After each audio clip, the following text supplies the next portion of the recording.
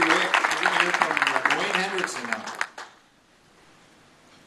Well, hello, I'm Dwayne Hendrickson from Minot, North Dakota. Been a resident of Minot for 30 years. I've been married to my wife, Joanne, for 30 years. We have 4 sons.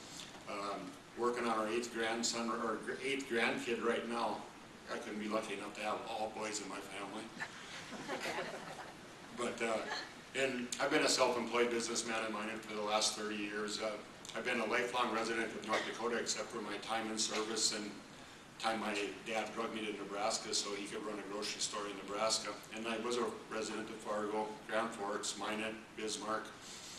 And I got into this race because of my grandkids and because of your grandkids and because of yourself and your parents. And because we are losing control of Washington, D.C. and we're losing control of all of our freedoms. And you know, this is what it's all about right here. Say, the great U.S. of A.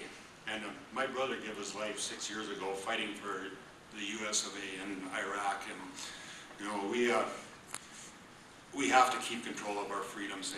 The people in Washington, D.C. are making such idiotic decisions right now that they're going to cost us our country. And so some of the reasons I got into this race were for campaign finance reform, term limits, border control, immigration, health care, cap and trade, job creation, our military, and just to get rid of the people we have in Washington and get new people in. I thank everybody for being here, and I hope that in November you're voting for me. Thank you very much. Thank you, Dwayne. Now we'll hear from Public Service Commissioner Kevin Kramer.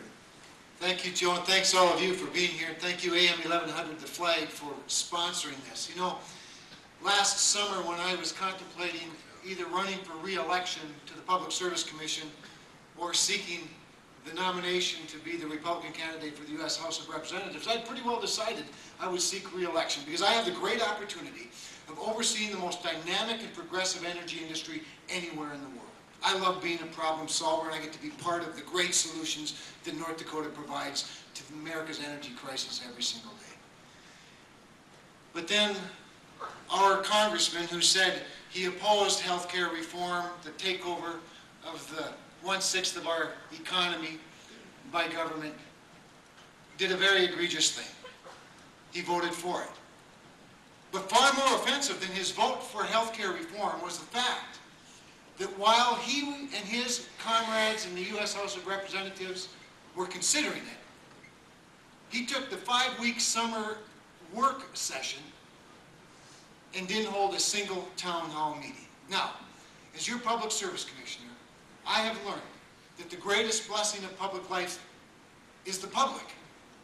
We hold hearings in whatever community is affected by the decisions we make. I've held over 100 hearings, town hall meetings, public input sessions on everything from rate increases to wind farm locations to pipelines, transmission lines. And guess who comes to those hearings?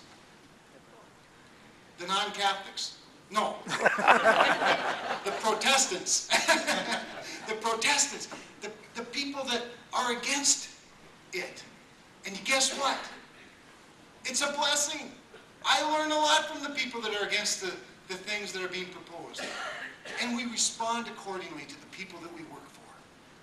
And so when Earl Pomeroy decided that he works for Nancy Pelosi and not you, I said, not if I have anything to say about it. Ladies and gentlemen, I am passionate about one thing for sure. And you'll find out where I stand on positions tonight. But more than anything, I'm passionate about the fact that I want to work for you. That's why I've made the pledge over and over and over again that we have got to institute accountability. And I will hold no fewer than 100 town hall meetings in my first term of Congress, no fewer than 1 in every county, lest I ever forget that I work for you, the people. And we may not always agree, but we will have a covenant. We will have a bond. We will have a relationship. And guess what? People with relationships can work things out. And they can find solutions to the challenges that face America. And those solutions are right here in the Badlands, in the prairies, in the valley of North Dakota. And I look forward to the rest of this hour and to representing you in Congress if you bless me with that opportunity. Thank you.